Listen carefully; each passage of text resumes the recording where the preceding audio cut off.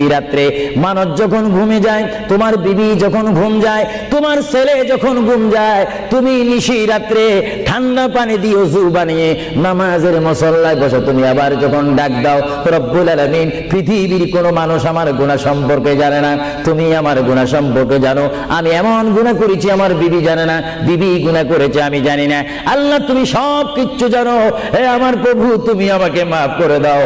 আমার আল্লাহ বলে, তারপরও যদি তোমাদের আমি মাফ না করি, তারপরও বান্দা তোমরা আমার রহমতের দরজা থেকে ফিরে যাইও না।